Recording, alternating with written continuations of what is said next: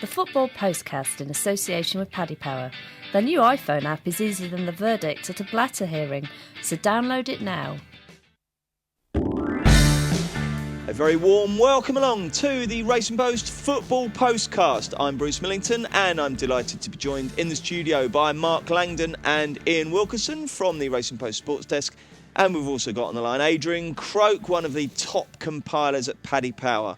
If you've chosen to watch this on video, you'll see that we're wearing our very wacky Christmas jumpers and all feeling slightly self-conscious about it. If you're listening to us instead, you probably made the right choice. We have got, though, some absolutely superb football matches to preview. There really is some great stuff now as we kick into the festive season. We will start off, though, with the 6 questions the lads get 2 each and then get to answer the one they wish they were asked. Mark Landon, I'll start with you. Are Man United back? I think that they are definitely.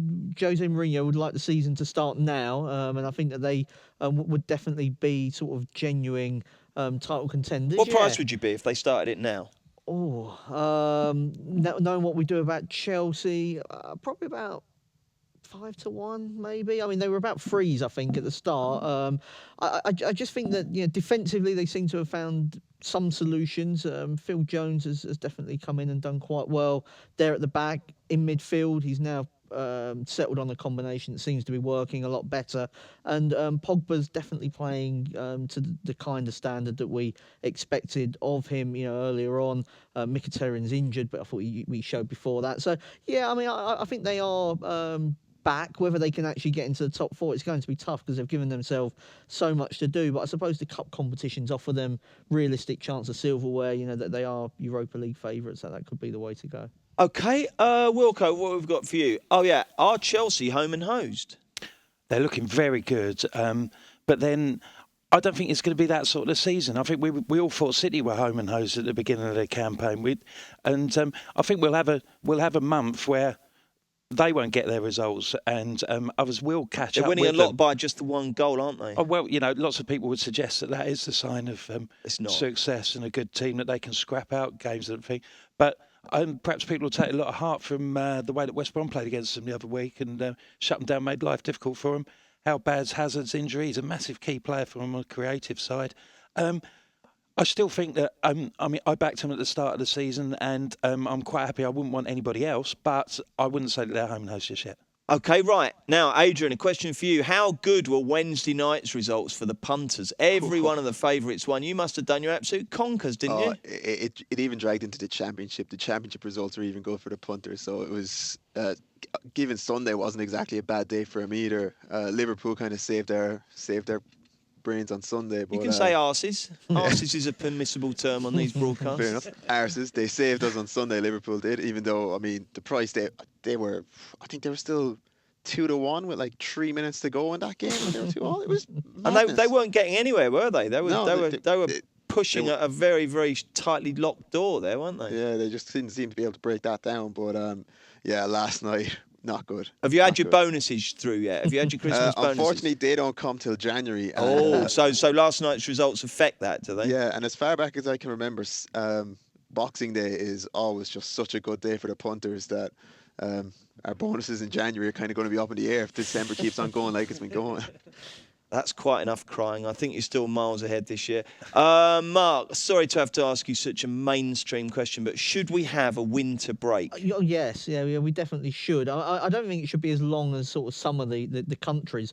I would just like to see the game that's usually played sort of either in between Boxing Day and New Year's Day or the one that's immediately after the sort of New Year. I just don't think we need that. I mean, you can play Boxing Day, you can play New Year's Day. Everybody gets their festive fix of football, don't they? You have one home game, one away, so all the punters get to see their home team on one of those 2 important days. I just don't see why you need to play like on the. I think Liverpool have got less than I think it's 40 hours in between matches. It's just madness. I just don't understand. I mean, it's the only country that does it, and if you're the only ones doing something, then I think you need to say, well, maybe we're not doing it right. I wouldn't say to do it because of the weather or anything like that. I just think it's just craziness to play 3, 4, 5 matches in. So you're not actually talking about winter break then. You're just talking about a slightly less manic Christmas period. Yeah, but I I suppose I am. Yeah, I don't think you need like 2 weeks off. No, I mean. Do you know what would happen? They'd all just bugger off to Malaysia. They would. Yeah, they would. So I mean, I'm not saying. Yeah, I'm not advocating a German style one or even a Spanish or Italian. I just think take some of the madness away. Okay. I personally love it as it is. Wilco, whose side are you on? Jurgen Klopp or the Nevilles? Sorry, you do know what I'm talking about here, don't you? Because otherwise it's going to be quite an abstract question, isn't it? I support Klopp, really. And I support his goalkeeper for fronting up and saying, talking so candidly. We spent... there was a great piece from Marina Hyde in The Guardian yesterday, on The Guardian. And she hit the nail on the head. Everybody wants footballers to be boring and dull, and nobody ever says anything. And I've been, during my career, I've been on the other side of the microphone, and I know what it's like trying to make footballers sound interesting, and it is a hard slog sometimes. And it's getting worse than when I was doing it 10 years ago because there's so many barriers put up in front of people and all that sort of thing. When footballers come out and say something, yeah, OK, they might make a mistake. They might say the wrong thing, but at least they'll be interested and they shouldn't be hammered for it. So where did you worked on the Swindon beat, the Nottingham beat, and where else? Watford. And who was your favourite footballer for the best quotes you could ever get and approachability? Favourite footballer was... Don't say Pele or something. I'm talking about in terms of just getting good quotes from them. Good quotes. Gareth Taylor, who was a centre forward at Nottingham, he was always very good, very accommodating, played for a lot of decent teams. Played for us City. For a bit, I think. Yeah, he did. He played for a lot of teams. Burnley. Yeah. And manager-wise... Joe Kinnear. No, we had a few run-ins, me and Joe. But manager-wise, the manager who's still in the game now, Keith Curl at Carlisle, absolute top bloke, really good. What do they sing? Really well. I went to Carlisle the other week and they didn't sing that song. What is it? Mysterious Girl. Oh yeah, to the tune of Peter Andre's Mysterious Girl. I was really disappointed. You should have started it off. I should have done actually. I spent the whole game trying to think what this bloody song was, and I was trying to text you as well. I didn't get any signal. Final one for you, Adrian. What was your favourite football kit that you got for Christmas when you were a kid? Gonna have to go with the Liverpool one. Which one? What year would this? The silver one? No, it was a red one. I've never gotten an away kit. Haven't you? No. Really? You've never got an away kit? Have you seen some of the away kits? Yeah, I have. They're shocking. They're Liverpool. Do you remember the silver one with the sort of red arrows through it, like Glenn Hussein wore? Yeah. You wouldn't have chose it for kitchen curtains, would you? No. Go on, which particular Liverpool shirt gave you the most pleasure? It was a Carlsberg one anyway on the front of it. God, what year would this have been? I think it would have been around... It was a year after they won the UEFA Cup. What's that, 2002? Yeah. You're only a nipper, aren't you? How old are you, Adrian? I just turned 27. 27. So you were probably still getting football kits, when Dietmar Hamann was playing for them. And that Yeah. Excellent. Jolly good. Right, Mark, which one would you like? Yeah, I'll take the Chelsea one. I definitely don't think they're home and hose, and not by a long way, really. I mean, wasn't that long ago. They were 25-1 for the title. That's how quickly... Did they go out to 25s? They went out to 25s after the Arsenal defeat. If you go onto Twitter and type in a search of Conte and Clueless... There's a kind of weekend in early October where your timeline will fill up with Chelsea fans saying, get rid, he's absolutely hopeless. It took them a while, after them 2 games, it took them a while to break down Hull as well, so maybe that it was during that time, but I definitely don't think they are. I mean, Conte was getting that treatment. Now it's Guardiola's turn to get the fraudiola or whatever. So I still think that City are capable of winning sort of 7-8 in a row. If Chelsea can win that amount, then why can't City? So if you're opening a fresh position, would you back City now? I think I would. Maybe I'd possibly leave it another week or so. Though they've got Arsenal with a lot of players out we're about to talk about, but I definitely wouldn't be backing Chelsea odds on now. No, okay, it's much closer than that. Wilco, which question would you like to answer? Favourite kit? Oh yeah, go on. The Spurs Admiral kit of the late 70s. The season Did it before, have epaulets? No, that was the away. I had the home one, and it was the first season that I went to watch Spurs, 79-80, and in the old days. Adrian probably won't be able to familiarise himself with this, that if you wanted a number on the back, you had to go up to the Spurs shop and they sold the numbers and my mum had to sew it on with a sewing machine. You sewed it on? But the problem was they ran out of noughts because everybody 10. wanted 10 and wanted to beat for Glenn Hoddle. Hoddle. So I had to have an Aussie Ardealer 7, but it was still great. It was I love thought it. you were gonna absolute say favourite one. one. Was that a plain white with a fairly big collar? Plain collar with the Admiral Black collar. on the collar, and then just the Admiral badge and And the cockerel. yeah, whole kit. Where do you stand on collars on football shirts? I think any football shirt that's got a collar and or buttons is rubbish. Buttons on Buttons are a out of football fashion shirt. now, aren't It's they? Yeah, terrible. there was a little spell of buttons. No, Villa have got buttons. Oh, I was okay. looking at the other day. It's like a golf shirt. I didn't fancy What about that the at all. referee ones that make them look as if they're a priest that they wore in the thing? They Oh, had the yeah. round neck ones with the just like the white. That could bit be on a the front. subliminal message there. Yeah, couldn't it, maybe. perhaps? Maybe Yeah. we should respect them a bit more. We certainly should. And Adrian, which question would you like to answer? Probably the Chelsea one as well. Go on then. I think at this stage, 6 points clear of Arsenal, Liverpool. They're not home and host, but I think they are deserving of their odds on, really. If that's the chasing pack just seem to have struggles that Chelsea haven't had in the last 10 games. Now, obviously, they've won 10 on the trot, which is a freakish thing to do. But I don't see anyone else being able to win 10 on the trot. Like, I don't think Chelsea are going to win it by a country mile, and I think it will still be tight come April, May. But What's the latest show of betting, Adrian, from Paddy Power? Can you what, the oblige us with prices? that? Yeah. Yeah. So Chelsea are currently 5-6. Man City are 9-2. Liverpool 6-1, and Arsenal 6-1 as well. What Oh, about Tottenham and Man U? Yeah, United are 25s and Tottenham are 28s. So Don't rule out Tottenham, I'm telling you. Do not rule out Tottenham. What's the worst result? Probably The worst- Sunderland or someone, isn't it? it's Man United by a massive, Oh, is it? massive distance. Yeah, just pre-season just couldn't stop laying Man United just non-stop, constantly the whole way through. Chelsea, as far as I know, are the best result in the book. I'd have to double check it, but they were definitely the best result about 2 or 3 weeks ago. Anyway, I doubt it's changed too much in the meantime. Just on Chelsea, I mean, they've been picking virtually the same team. I know Hazard missed the Sunderland game, but you can't. I mean, if Costa gets injured, I mean, Batshuayi hasn't exactly in favour. So I mean, who would play up front? I think a lot of the other teams have had to deal with a lot of absences that Chelsea have been able to play. You can reel off their starting 11, can't you, off the top of your head now, and you can't say that about any of their rivals. So maybe there's a little blip to come, in terms of a Costa or Lewis injury, or maybe Kante or somebody like that. Well, he's not going to get suspended. He's No, he's like Mother Teresa now, isn't he? Saint Okay, Diego. we'll get stuck into the weekend and we will talk about Chelsea next. Here's Paddy's latest offer. It's 2 up, you win. For all Premier League and La Liga matches, we'll pay out immediately if the team you back goes 2 goals up. Not available in shops. T&C supply. 18+. Gambleware.co.uk. That's a good offer. Paddy Power, you go 2-0 up and you cop. I like that very much.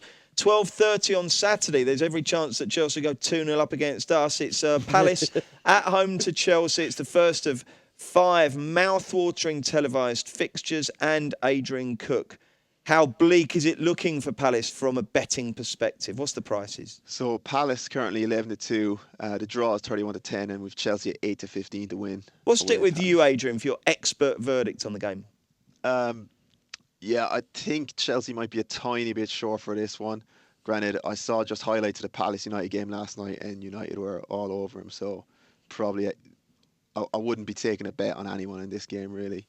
You're going to sit this one out, yeah? I'm going to sit on the fence, really. If I had to, I'd risk laying Chelsea at 8-15. Good. Well, I hope that if you do dip your toe into this, that proves very profitable. Mark, what will you be doing? Yeah, I mean, it does feel a little bit short. I was looking at Chelsea to win by 1 goal. I mean, they're very much grinding it out at the moment. 1 goal against West Brom, against Sunderland, against Tottenham, against Middlesbrough. Defensively very strong at the moment, but they are reliant on just a couple of players for 4 goals. I mean, they are coming good more often than not, but I think it might be another grind against a Crystal Palace team that they've lost 9 times this season, but 7 of those were by 1 goal, including against both Manchester clubs. And I think we've already seen that Chelsea. Conte said after the Sunderland game, we need to kill it off. We need to get a second and a third. But I think the players are pretty comfortable defending a 1-goal lead. Most of those were around when Mourinho was there, so it's nothing new from that point of view. And against West Brom, as soon as they scored, he brought on Ivanovic. So I think he's more than that.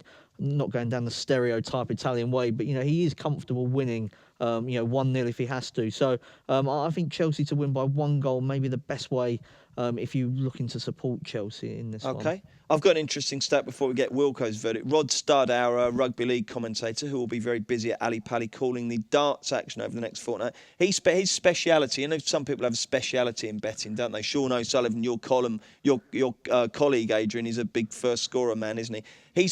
Rod Studd specialises in passes on the spreads, and he said that at one stage during the first half last night, the score in completed passes was 78-1. To Man United. So that shows what bad start Palace made. Can they do any better this time, do you think, Wilco?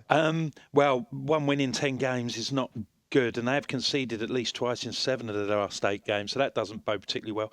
But I think Chelsea have taken a little while to get going in some of their matches. Obviously, they needed a late goal to beat West Brom. They scored their first goal in the 40th minute at Sunderland, after an hour at Hull, and they didn't score until the second half when they played at City. So I think going over the first goal to arrive after the 24th minute at 10 to 11. 24th sounds a bit early, doesn't it? Does sound a What's bit... the sort of standard for that? About 29, well, isn't it? It depends on sort of the favourite and the I goal know that, expectancy. but I mean, it can be as high as sort of 31, 32, okay, as low as a Premier League game, probably about sort of 21, 22. So I think probably standards about 26, 27. And the old 12:30s can be a little tepid early on, sometimes. Lack of atmosphere. I suppose the average is probably 26, 27, I would guess. Splendid. Good stuff. Right, at 5:30, we've got West Brom versus Manchester United. We've seen plenty of West Brom lately, and they've certainly perked up, haven't they? Man U, like I say, going well as well. So this will be a very interesting test.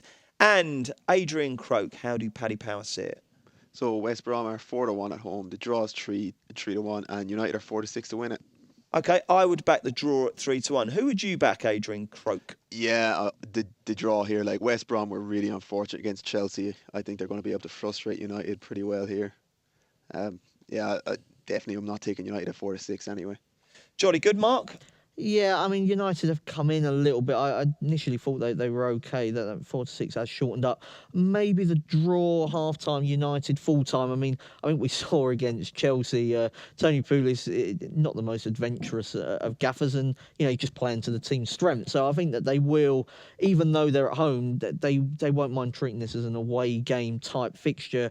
I expect United to eventually break them down. We spoke earlier on on this show about the way that they are coming into form. I think Pogba is definitely showing signs now of adapting to what United want of him. The midfield's giving the ball quicker. They're defending better. I don't think it's going to be a high-scoring game. I mean, West Brom, although they got 3 against Swansea, hat-trick of headers is very rare occurrence. I think if United do the basics well, they'll eventually win. West Brom lost 5 of their 6 matches against top-half teams this season. So although they're doing well, tends to be against sort of, I think Pulis targets games like what Swansea is the absolute must-wins. So are you saying Man U, the draw Man U? Draw Man U, double result. The arrow, yeah, I mean, I wouldn't put anyone off back in Manchester United, but if you want to have a bit more juice for it, then maybe the draw Man U. I'll tell you what, you could actually, sometimes we do they played for both clubs. You could actually we could get an 11 if they played for both clubs here, probably, couldn't we? Yeah. Should we have a quick go? Let's see how many we can get. I'm going to start. Remy Moses, Brian Robson, Ben Foster. Yeah, Darren Fletcher. Evans. Johnny Evans. I mean, there's bands. Laurie Cunningham, yeah. God, there's plenty, isn't there? Blimey, O'Reilly, I bet a few others. We'll just blurt out football later on in the podcast. Oh, yeah, there's another one. Come on, Adrian, you've been very quiet. Kieran Richardson. That was who I was trying to think of, yeah. Kieran Richardson, yeah. Blimey, we're up to about 7 already. Wilco, who will win? I don't know about a winning bet.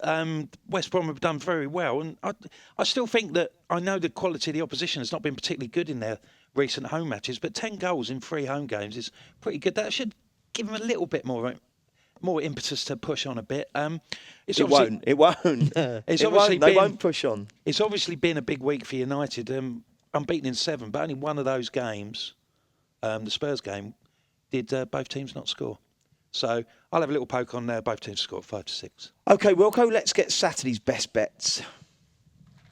This will not be beaten.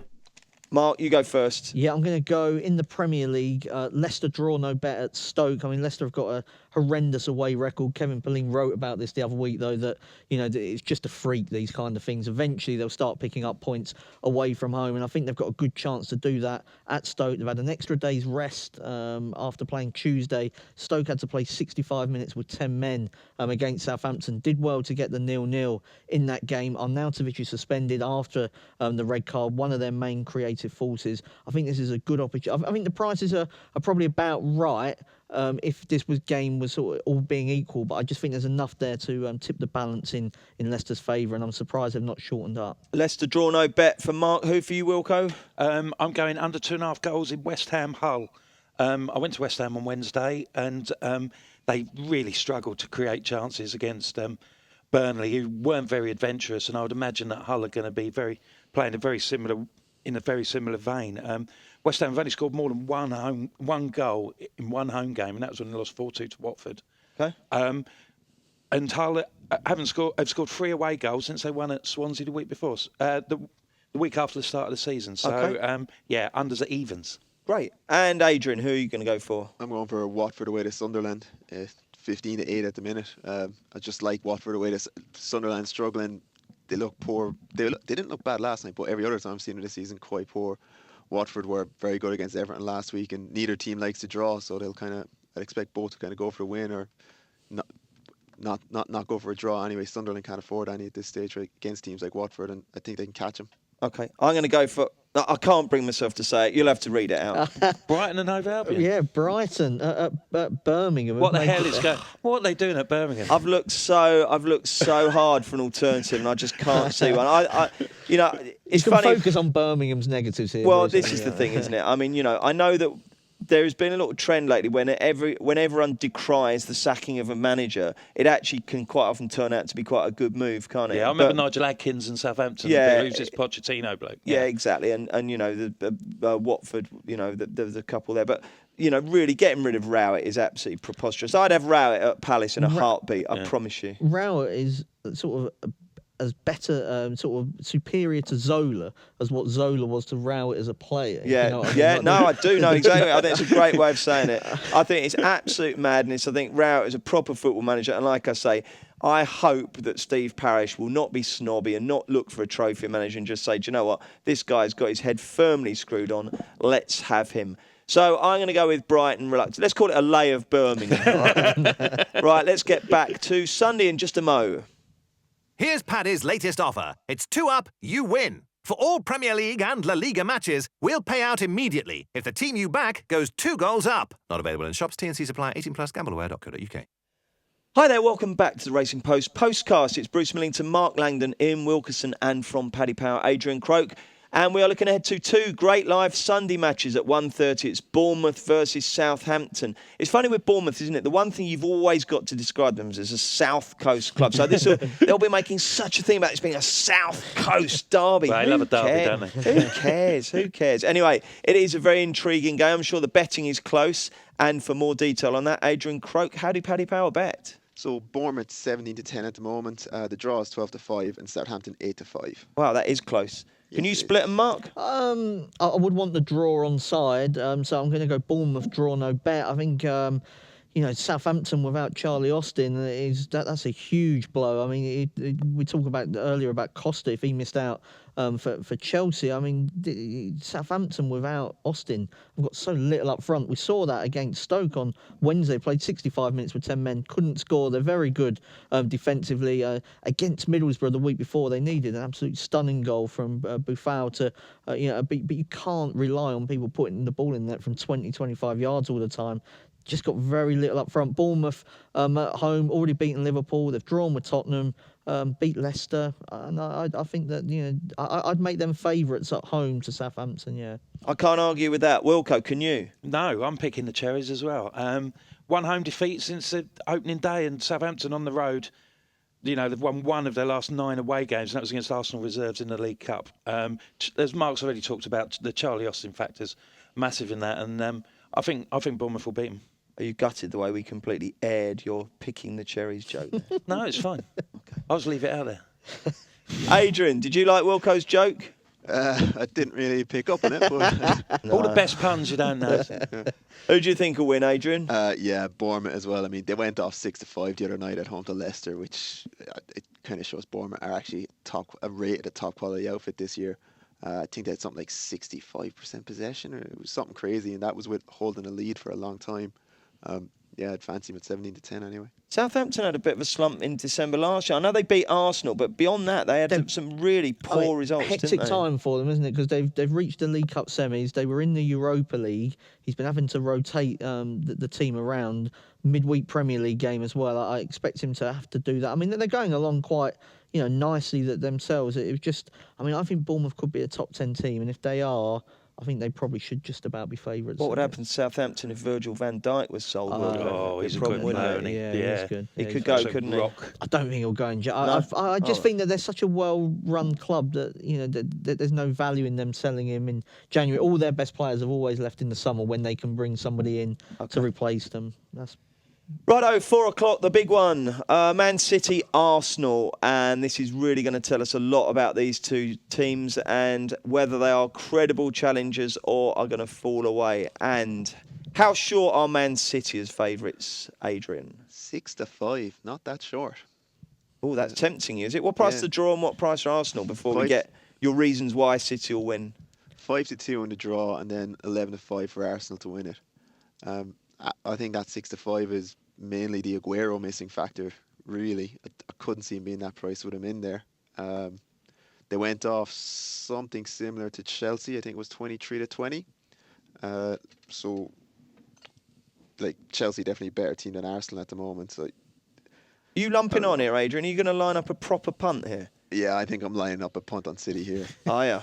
Will you be working on Sunday, trading the game? I will be in here on Sunday. Yeah, I'll be watching that. I'll have to keep my position to myself on it, obviously. Yeah, especially if results go against us again on Saturday. But I'm liking City at this. No one from Paddy Power listens to this. Your neutrality is safe. Mark, what do you think will happen? Yeah, I don't think you can just gloss over the fact that Aguero's not playing, though. And there's no. And that they didn't beat Chelsea. Yeah, they should have beat Chelsea. I'm not just speaking through my pocket there. If De Bruyne it's funny, isn't it? If De Bruyne scores the open goal, nobody sort of has a pop at Guardiola probably after last week. Chelsea get pegged back. I think it could be the biggest moment of the entire season. Even come May, we may look back on that missed open goal, and it could be so pivotal. But there's no Aguero, no Fernandinho, no Gundogan as well. That's quite a lot, I think, for City to overcome. I agree that if they were playing, I'd definitely be on at 6-5. Instead, I'm looking at first goal after 24 minutes, something that's copped in Manchester City's last 5 home Premier League matches. As far as Arsenal are concerned, this is a team that struggles to win away in big matches. You have a look, last season only won once away to a top half team, and that was Leicester, actually. But again, this season, I just don't trust them away from home in big games. So I think City will just about win, but because of the players that are missing, it may take a little while for them to show their quality. I'll have a poke on Arsenal. I think that the game at Everton on Tuesday, a cracking game. Good game, was great, but proper football. That mad last minute. But I think that might just be a jolt that knocks them back, give a little bit of a wake-up call. And the big thing for City was keeping a clean sheet against Watford. 1 in their last 17 games. Arsenal have got to pose a better attacking threat than the Hornets. So. They've not got a particularly good record. City have not beaten them in their last 6 matches. They might. I know you can clutch at straws a little bit with these stats sometimes, but they might give the Gunners a bit of confidence. I just think they're, just worth a small chance at 11-5. Okie doke. We have got a Monday feast to preview just now. Here's Paddy's latest offer. It's 2 up, you win. For all Premier League and La Liga matches, we'll pay out immediately if the team you back goes 2 goals up. Not available in shops. T&C supply. 18+. Gambleware.co.uk. Hi there, Bruce Millington, Mark Langdon, Ian Wilkerson, and from Paddy Power, Adrian Croak. We are looking ahead to a great Monday night special. 8 o'clock, Everton v Liverpool. The pubs on Merseyside will be doing a roaring trade all afternoon. It's going to be a raucous old atmosphere for sure at Goodison Park, as it was towards the end of the Arsenal game on Monday when it was absolutely rocking. It was so quiet in the first half that the Arsenal fans were singing, "Is this the Emirates?" Yeah, and at the end, the Everton fans were singing it back to Arsenal once it was rocking. Yeah. Excellent. Everton versus Liverpool, 8 o'clock kickoff. Adrian is a absolute mad keen Liverpool fan. Has his opinion permeated Paddy Power's prices? Well, currently we have Everton 14-5, the draw 13-5, and Liverpool at 19-20. With those prices, do you ever have to do that sort of 4-5? Oh, yeah, I'll get it. I still have to. Yeah. I still do. Okay, Paddy Power are not the worst. No, they're not. Anyway, No, for testing the maths. No, but I get that now. I get that. So should we be lumping on your boys, Adrian? I'm gonna plead the fifth on this one and not say what I think of the prices here. I think Liverpool might be a little short for a derby game like this at Everton. It's the same price as what Arsenal went off there. Tuesday night. Does the form book go out of the window in this one or not? I think they do. I think for the derby games, it definitely has an effect on the games a fair bit. Isn't it? It's the game with the most red cards in it, isn't it? It's the most card-tastic fixture there is, apparently. Yet somehow nicknamed the friendly derby. Yeah. Well, everyone scousily stands next to each other. It's difficult to say what the form book says about Everton because they stank the gaff out at Watford and then they played really well against Arsenal. So it's difficult to sort of like get a grasp of where they're going. Yeah, I mean, I think probably the performance against Arsenal was the exception rather than a rule with them. I don't think they've been particularly good, have they? What should a punter do you think, Adrian, if they want to get involved in this game? I'm liking the goal scorer business here, and I'm liking Divock Origi, first goal scorer. He's scored in 4 of his last. He's scored in all 4 Premier League games he's played in the last 4 in a row. 1 League Cup game in there as well. I think he got a goal in that. There's a lot of money coming towards Adam Lallana, but he's got 6 goals this season and 3 of those in the last 2 games. So we're kind of sitting there top price on Lallana if people think he'll do it again. But what price are you, Divock La? Divock, we are 11-2, and Lallana is 9-1. 9-1? Yeah, we're top price out there on Lallana. He did the business for our Yankee last week, didn't he? Yeah, we'll be coming back to that in a moment. Okay, so Divock Origi, first goal scorer for Adrian. Who for Mark? I quite like Liverpool here. I think Liverpool are better than Arsenal, and I know that there is the derby factor to maybe makes Liverpool a little bit bigger price than ordinarily. But I mean, I think Everton are very lucky to be unbeaten at home this season. Should have lost to Manchester United. I mean, Arsenal just seemed to take their foot off the gas when they went 1-0 up. I mean, that Everton were there for the taking. They get the second goal. I don't see that comeback happening. I just think Liverpool are an outstanding team, and I also think that dropping Karius had to be done. I mean, Klopp was probably right to come out swinging at the Nevilles just to shut them up, because that's what Ferguson would have done if a Liverpool player pundit would have said something about it, one of his players. But Karius was becoming a problem, I think, at the back there. He was making the rest of the team nervous. I think Liverpool are fair enough, actually, even though they're a shade of odds on. Okay, Liverpool for Mark. What about you, Wilco? I think it will be a draw. I think sometimes these games don't live up to the expectation that the occasion can dampen the game and it becomes a bit scrappy, a bit turgid sort of stuff. 6 of the last 8 have finished level. I mean, quite a lot of 1-1s in there as well, as I recall. Admittedly, we've only had one Merseyside derby with Klopp as manager at Liverpool, and obviously he's got a different approach to some of his predecessors, and they won that game 4-0 at Anfield. But I still think at 13-5 that's a decent bit of value. What do you think Everton's approach will be? Because they can't really walk onto them, can they? They've got to try and stem that early Liverpool. Yeah, I don't know if they can do that though. I mean, they probably were at their best against Arsenal when they did try to pick the tempo up and just get the crowd on side and just run around a bit. I know Guardiola doesn't rate tackling, but I just think that helps Everton.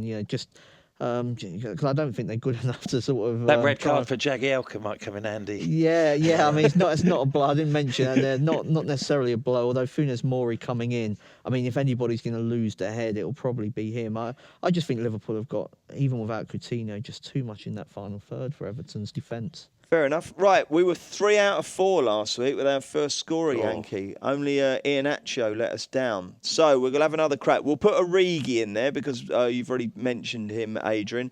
You 3 can have 1 each. We'll start with you, Mark. I'll go in the Tottenham versus Burnley game. If Sissoko plays where he played last night, which was bang up front, just off Harry Kane. He might be a decent runner, but I'm gonna keep it simpler than that and just go for Harry Kane. Harry Kane. Okay, Wilco? If it ain't broke, don't fix it. Diego Costa. Diego Costa. And who's your second choice, Adrian? After Origi, I'm going to go for Callum Wilson with Bournemouth this weekend. Okay, so our first scorer Yankee is Divock Origi of Liverpool, Callum Wilson of Bournemouth, Diego Costa of Chelsea, and Harry Kane of Tottenham. That will pay a pretty penny if they all come in, won't it? Yep. If 3 win, then we're also in great shape. And if we get 2, then we still win a few quid, don't we? Good luck with that. Thank you very much, chaps. Thank you very much for listening. We're back next Thursday with another Racing Post football postcast. The Football Postcast in association with Paddy Power, the place to bet on football in play with a huge special every weekend.